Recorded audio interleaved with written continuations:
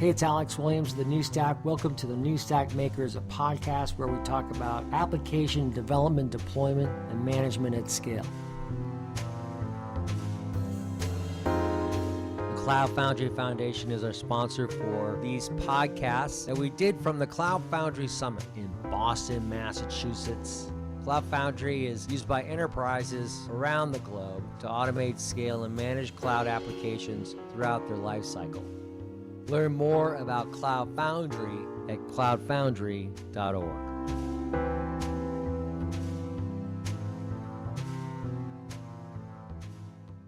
Hi, I'm here with Guy Podjarny, CEO of Snyk. How are you, Guy? Doing well, thanks. How are you? Great. We're here at the Cloud Foundry Summit, and I think the last time we spoke was at the Cloud Foundry Summit in Basel. Possibly. Yeah. The topic really for us today is exploring the dual popularity of Kubernetes and serverless architectures. I just am interested in this topic, and I know that, the Snyk story is interesting. I like how it's the philosophy behind it, and how you're trying to build security into like that whole developer process, right? Not as an afterthought, which is a growing trend that we see, especially with the advent of Kubernetes architecture in microservices environments, right? Yeah, definitely. So, I'm trying to kind of like marry this concept of what you guys do with this concept of this dual popularity that we're seeing. And it seems to me that one of the problems that we have with serverless architectures is there may be just a little bit of code, but there's all these dependencies that come with it. And I'm curious on, how you view this. Yeah, I think it definitely is, a complicated world, and oftentimes from all of this ecosystem and how they interact, a lot of it is just almost like a level of abstraction. When you are talking about, bare metal, we had, just machines that you manage. You go up to VMs. Containers are sort of a more agile entity of it. Serverless, further platform as a service somewhere in between, or sort of somewhere in that mix. And I think in all of those components, there's this level of different components that you do or do not need to manage, and that's kind of a part of the core differences between them. And you choose your spot in the stack. When you're talking about you need to manage, who's this mythical you? It really comes down to the developer, to the owner of the application that needs to provide it. The more you need to provide, the more of a hassle it is. And yet, the less you manage, the more dependencies you have. You are building wonderful things with minimal effort, but you're doing that by relying on other dependencies that provide that functionality. At times, the platform, and at times these sort of libraries and components that you use around. Right. So let's start from like backwards a little bit, from those libraries and components. And then, and step it back. What is it about those libraries and components now that we see now are changing? Sure. So, first maybe define them a little bit. Yeah. So today, every application today, every system really has, one dependency that is sort of the underlying platform. This might be the containers or Cloud Foundry itself or Lambda and in turn, it uses a lot of components, in increasing number of components. These are libraries. They range anywhere from a web server to a little component that converts a string to an integer. They can range in complexity, these libraries are effectively, they started off just being relatively. We used to only have larger libraries because of the effort involved in creating a library and sharing that library. It used to be, commercial or then open source, but heavy duty. As the process of creating a library became easier and easier, best kind of manifested in the world of JavaScript with NPM, there's this explosion of libraries that are really like the community reusing code. It's like Wikipedia. People create components, create libraries, and then the world gets to benefit from them. So because they're so compelling, because they're so valuable, businesses and other open source projects embrace them, by the bucket load, because who wants to reinvent the wheel? You want to build your own core component and then use these libraries.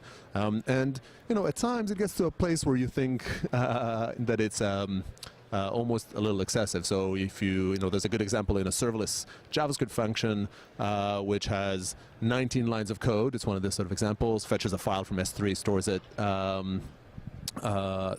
from the internet and stores it into S3. It uses 19 lines of code, 2 dependencies, which in turn pull in 19 dependencies, which in total have 190,000 lines of code. So this 19 lines of code is really this drop in the bucket. We just did this same exercise with a Spring Boot function. Again, in the container and microservices world, 80 lines of code leads to 700,000 lines of code in this sort of combined. And that's not a bad thing. It's a good thing because you can create 700,000 lines of code worth of value by only writing 80. But it also implies you have to create new methodologies and new concepts on how do you manage this monstrosity of a dependency graph, which if I kind of ramble on a bit here, so this is kind of current reality, right? We're using these libraries. The majority of our code is open source. It's these libraries that you use, and now we need to sort of understand how do we manage them. To me, that really comes down to this question of whether these libraries are infrastructure or are they code. It almost kind of feels in this circle. Like you think of serverless and you say, well, serverless is not serverless, no, of course. Right. There are servers behind the scenes. But it is a server managementless, right? You're not managing the servers. It's a resource. Yeah, except you have these libraries that you pulled in from the internet that you need to patch, just like you patched your servers. You have permission management around what does every function get to access, and you need to manage that just like you needed to manage what does the server get to access. Right. And you need to manage a lot of these infrastructure-esque components, and we get into this slightly mixed up world today that has these like sprinkles of infrastructure. That's my kind of favorite term today for it, that are just sort of strewn throughout our apps. And they look like code, but they behave like infrastructure. There's sprinkles of infrastructure and how do you identify these sprinkles of infrastructure? I think it's around kind of drawing lines. So again, kind of there's a bit of a meta here, but so you have an application and you have written code. Right. What is the app? Minimal description is it's the code you wrote. It's like you wrote code and then you decorated it with libraries and with a container and the likes, and you moved it on its way. A next tier is it's not the operating system. You've got I've got my code and it uses these libraries. That's the boundary of my app. And that in turn gets wrapped up in a container, it gets shipped up, and then you can take it a step further and you can say the container is the app. The container with this operating system, that's the blob that I move around and that I operate. I think of it this way. You can even take it a step further and you can say, well, that's a microservice, and really the app is the sort of broader perimeter of a sequence of like a mesh, of like an Istio, or like just a chunk of microservices. Every one of these platforms defines it a little bit different. So when you talk about like Cloud Foundry versus, we talk about this dual nature and in Cloud Foundry and serverless. In Cloud Foundry, a platform as a service, the boundary is that middle one. It's the code plus the libraries, the dependencies that it pulls in, but the container is out of bounds. In containers, in Kubernetes land, the container is now a part of the app. And there's all working groups defining the application definition as part of the containers in Kubernetes. And even serverless is kind of where Cloud Foundry sits. It's kind of like in the PaaS world, except it removes the sort of server capacity management. So in some areas, we're really good at drawing the lines. It's like just these definitions.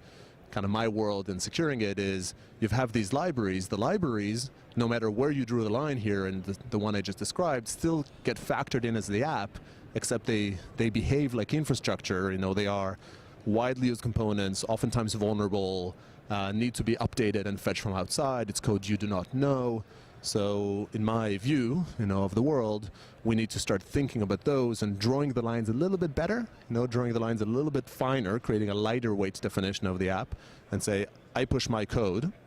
These dependencies, they require an infrastructure management layer of functionality that says which dependencies are in here, are they insecure, you need to patch them up, are they stale? There's other questions you want to do about them, and then start evolving practices around how we handle them.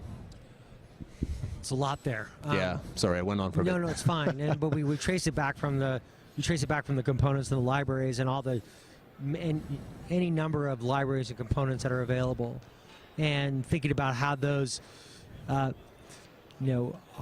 factored in now into how developers are building their applications, and thinking of it also in terms of components. There's also then the aspect of what is actually infrastructure, right? Yeah. What is, is it that software that runs on the hardware, or is it the hardware itself with the software, right? And so in another world, you would then think of security almost like as a separate issue. So, so you'd had a separation. There was that line, right? Yeah. There was a line between software and hardware. Yeah. Now we're seeing that line fuzzy quite a bit. Yeah, entirely. It's all like elastic software, infrastructure as code, elastic hardware, sorry, and infrastructure as code. I think security takes all of this mess and then adds a layer of complexity, because even within the world of infrastructure and code, of kind of infrastructure and app, security has always been this thing that happens outside. It's been a security team that was sort of small and outnumbered, and yet somehow stopped you from doing things. And they were the naysayers. They oftentimes still are. A part of the DevOps revolution, the whole continuous process, a lot of why we're here. It's all sort of this embracing a continuous pace, embracing kind of constant delivery, and this notion of stop here and I will audit goes away. It doesn't work that way anymore. Continuous is all about not stopping. So security requires some rethinking, requires changing its methodologies, changing its technologies to be able to get embedded. This trend is kind of the buzzword. You always see love and hate buzzwords, right? But the buzzword for it would be DevSecOps. And I sort of see, I do a lot of these like definition thinking. I think there's like 3 levels of DevSecOps. There's DevSecOps as in support secure DevOps technologies, container security, serverless security, just being able to run inside a container.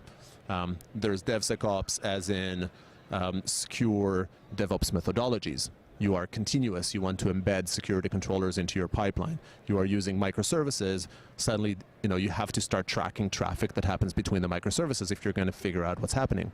And then there's DevSecOps at the philosophy level, at the people level, that says the people that own security have to be the people that build the application, that have to flow from it. And in my mind, that's in DevOps you could see the same thing, right? Like DevOps, you can say DevOps is, I have a Jenkins instance, and I run it. You can say DevOps is, I use microservices.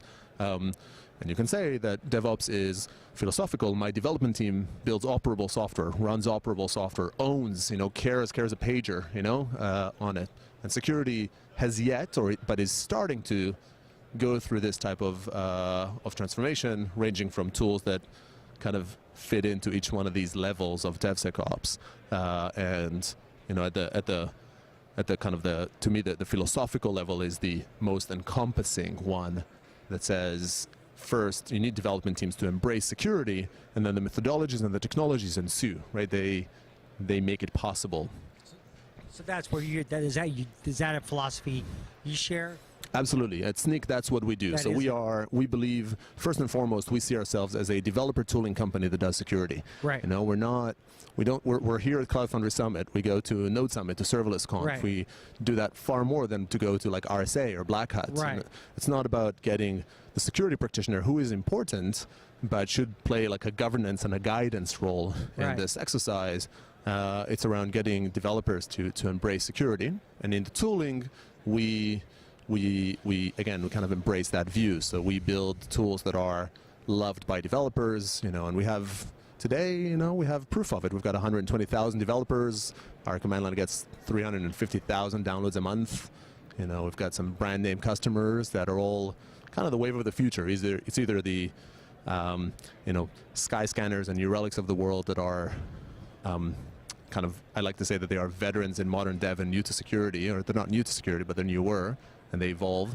They know that they want security tools that would be embraced by their development team who runs that modern dev, or it's these digital transformation entities that embrace, that are trying to, they're in companies that are veterans in security, but they're newer to modern dev, and they're trying to sort of adopt these technologies. Either way, all of them are aiming at the same spot, which is, embed security into the dev world, and that's really where we live. That's how we, that's what we live and breathe. Yeah. Embed's an interesting word, and it connotes hardware in many ways. In an extent, embedded systems, right? It also what you say, kind of that, that middle space. You said, there's, if you think about it, kind of in three sections, right? You're talking about the first level being the container, for example, right? Yeah. The second would be then, the like a microservices. Yeah, the microservices. Then there's a philosophy. So what philosophy do you bring then toward, like, topics we hear a lot now about observability? So observability is, it's actually a really, really good term. So I guess I'll kind of lay a bit of, actually. It's, I think, so fundamentally, there's this adage of move fast and break things, right? You accept, you again embrace, embed, whatever. The fact that when you're moving fast in an agile world, in DevOps world, then you don't always get things through the pipeline. Like sometimes you miss problems, and the way that you sort of save yourself is that you catch them quickly through good observability of your running system, right? You understand what's going on. Some of it is observability in the pipeline itself, but a lot of it is just the monitoring that happens at runtime. And we accept some failure. We know that sometimes there will be a problem, and it's okay because we're going to find that quickly and we'll fix it. And the overall we will have progressed much better. But the challenge is that you want to move fast and break things, but you can't get broken into. You can't. Security is one area where it's much harder to accept. It says, fine, I'll deploy stuff, and every now and then I'll get hacked. That's okay. And then that doesn't fly that way. No. You need to protect the system. So, I think that this is an area that's not entirely solved in security. Not at all. For us, what we focus on is indeed these open source components and their vulnerability. And when you talk about observability and visibility, you want to know what components are using, what's going into which system, and what do you know about them, and make some wise decisions. With every single customer, we have conversations around when do you break the build, when do you stop ship, and when do you let it go, because you don't want to stop, you want to continue. But sometimes, if it's a CVSS 10, like a super critical vulnerability where I can kind of blink and take over your server, you should stop. You shouldn't be allowing that to move on to production. But then, that's the sort of the black and white view, and then all these layers of gray happen before. It's tough. There is a world in security today that's called deception. That's all like post-hack. That once again says, listen, you're going to get hacked. It's an inevitability. Right. So really the question is, how long is it going to take you to find out about it? Yeah. And to an extent, although that world has come from an almost desperate perspective, it actually has a lot in common with the world that says servers are going to go down. And what you want to do is you want to make sure that you have monitoring systems that catch that and find out about it as quickly as possible so you can do something about it, as opposed to fighting against the inevitability of it happening at some point. It must be a fascinating time for you. I mean, there's this emerging conceptual framework around application development, around programming itself, where we've seen recent major security threats that have you question basic philosophies such as if this, then that, right?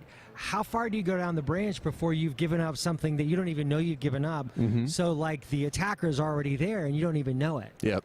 Or there's somewhere else because you've given them a clue, right? And so we started to see more companies out there that are trying to think about how do you, let me not deal with that issue in particular, but there's a whole set of issues that you're starting to see emerge, right? And in particular, I'm starting to see kind of the emergence of almost behavioral-based security platforms, right? That are using the data from the resource itself to then help you then help guide you. So you essentially get a warning. No, you don't do that right now. Right. And I'm curious on your take on that. Because there's all these sets of challenges. Yes, and I think so.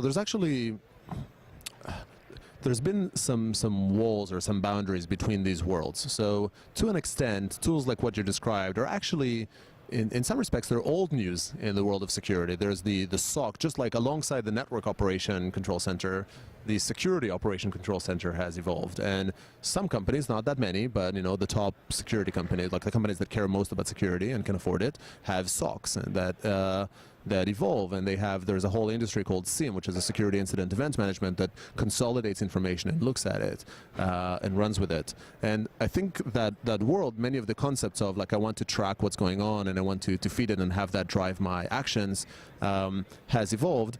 I think what is changing is who is doing that work. So in a world that shipped software every 6 months or every 12 months, you can have your security team be trained on it every time there's a release and get updated and build some proficiency on it before the next release train comes along. And it's still the case where many people see a quarterly release as a triumph. And in fact, maybe even most people in this setup, and even then it starts to become a struggle. But when you release continuously, that just doesn't work. And suddenly the knowledge gaps and the evolutions of the application just, they don't scale. So I think one of the key challenges in the space, and I think also one of the reasons it's coming into this ops world and dev world, is because we have a growing need for this information, and maybe slightly different information, to speak the language of ops teams. For the NOC team, and then subsequently just the developer carrying a pager, would get the right information to guide the right actions and be actionable without having the same depth of expertise and sort of cycles to deal with it. As a developer, you need to do a ton of things.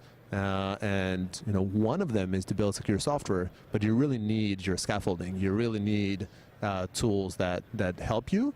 And we need some concepts and some best practices.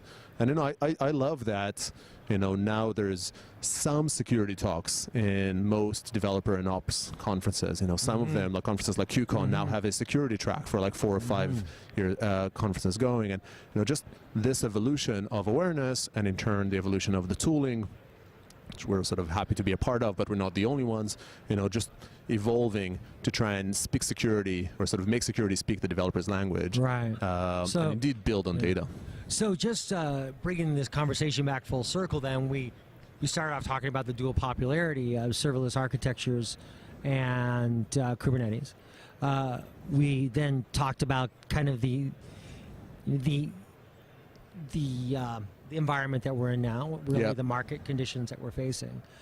And you talked a lot about, kind of looking at kind of the holistic kind of view of, of security and kind of context of developers. How does that then speak to the dual popularity of serverless and Kubernetes in your view? I think, so to an extent, serverless and Kubernetes, or kind of containers, are, in some respect, they're in the same continuum, where they still try to move some, increase some agility, move some problems, some concerns off the developer's hand, and be able to get to the point which is, infrastructure as code. The delta between containers and serverless, mostly sort of containers and or Kubernetes and serverless, oftentimes comes down to what do you want to control versus what which constraints are you willing to absorb. Right. If and that applies very much to security. If you're in the world of serverless, you still need to worry about security. There are other aspects of security, but there's no doubt that there is a whole layer of security concerns that that kind of get addressed for you because you've offloaded them to the platform, and you accept some constraints in the process. In containers, you kind of take on more of that responsibility, and in the process you get more control. But with great power comes great responsibility, right? Like you need to now be securing these entities. Certainly do. So I think both of them. I like the notion of like this being a dual nature, because in both of their cases they're empowering the developer. Right. They're moving the kind of concept, the old term of infrastructure, off some amorphous later down ops team or security team into the hands of the developers. And it's almost just like drawing the line of saying, hey, Mr. Developer, Mrs. Developer, what do you want? Like which level do you want to draw? Coming back a little bit to something I said before, which is one of my concerns is that in the process the world likes black and white, and they like saying that, yes, we roll, we move all of this thing to the developer's hand, and therefore it is, serverless, it is infrastructure-less. You don't need to worry about it. I expect some retro that happened here. I expect some understanding that the fact that we took off the physical aspect of needing to manage servers or VMs, or all the way to serverless, doesn't imply that we can shed some of the concepts of securing our infrastructure. And we just need to adapt those practices of securing infrastructure to work in an app world, right? To work in a developer world versus like lay them by the website and, get hacked. Well, Kai, this has been a really fun conversation. Thank you for taking the time, and congratulations on the growth of your company and the success of it. And this is such a topic of interest to us in terms of Kubernetes, in terms of serverless architectures. There's about 100 more questions I could ask, so we'll have to find another time and chat. Yeah, thanks for having me. It's a blast, like always. Cloud Foundry Foundation is our sponsor for these podcasts that we did from the Cloud Foundry Summit in Boston, Massachusetts. Cloud Foundry is used by enterprises around the globe to automate, scale, and manage cloud applications throughout their life cycle. Learn more about Cloud Foundry at cloudfoundry.org. Listen to more episodes of the New Stack Bakers at thenewstack.io/podcast. Please rate and review us on iTunes, like us on YouTube, and follow us on SoundCloud. Thanks for listening, and see you next time.